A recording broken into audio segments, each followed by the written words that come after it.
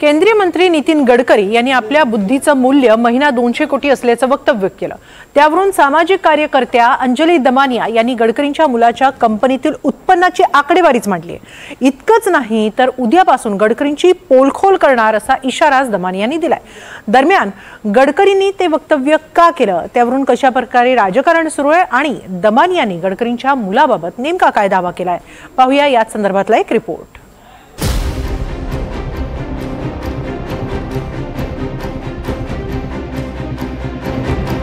माझ्या डोक्याची किंमत 200 कोटी रुपये महिन्याचा माणूस आहे मी, मला पैशाची काही कमी नाही। केंद्रीय मंत्री नितीन गडकरी यांच्या याच वक्तव्यावरून सामाजिक कार्यकर्त्या अंजली दमानिया यांनी चिमटा काढलाय। नितीन गडकरी यांचा मुलगा दिवसाला 144 कोटींनी श्रीमंत होतोय असं ट्विट दमानिया यांनी केलंय। नितीन गडकरींचे पुत्र निखिल गडकरी यांची सियान agro industries and infrastructure limited नावाची कंपनी आहे। या कंपनीच्या शेअर्सची किंमत रोज मोठ्या प्रमाणात वाढताना दिसतेय। महिना दीड महिन्यात या कंपनीच्या शेअर्सची किंमत जवळपास चौपट झाली आहे। याचंच गणित मांडत दमानियांनी गडकरींना चिमटा काढलाय। दरम्यान नितीन गडकरी यांनी नागपुरातील एका कार्यक्रमात बोलताना नेमकं काय म्हटलं होतं, पुन्हा एकदा ऐका।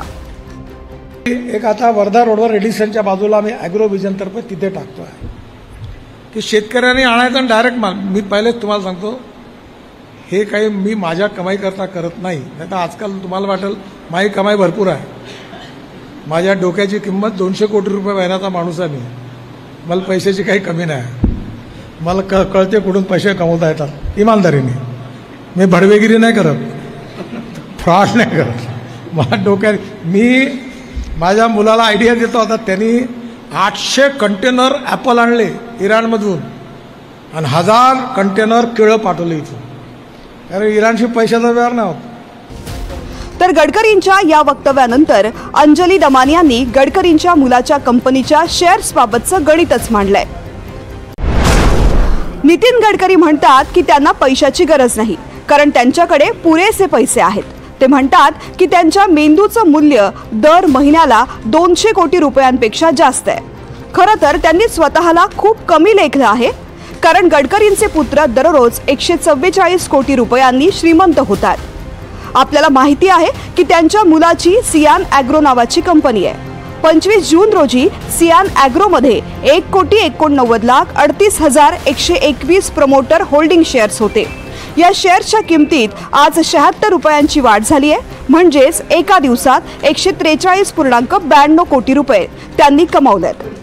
निखिल आणि सारंग गडकरी दिवसाला इतके पैसे कमावतात।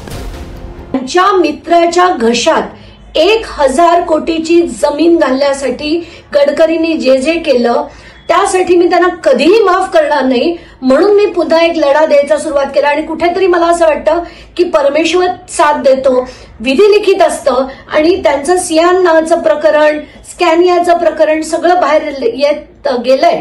पण उद्या मी जो स्कॅम एक्सपोज करणार आहे त्यांनी सगळ्या भलभल्यांचे डोळे उघडतील आणि मला ते सिस्टमॅटिकली उद्या करायचंय। दरम्यान नितीन गडकरी यांनी आपल्या बुद्धीच्या मूल्याबाबत जे वक्तव्य केलं त्याची पार्श्वभूमी काय होती हे समजून घेणंही गरजेचं आहे।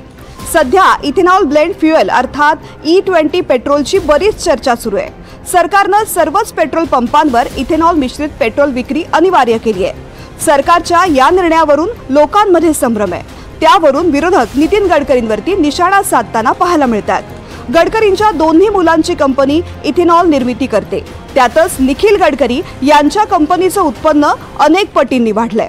सप्टेंबरच्या पहिल्या आठवड्यात काँग्रेस नेते पवन खेडा यांनी पत्रकार परिषद घेत नितीन गडकरींवर गंभीर आरोप केले होते। निखिल गडकरी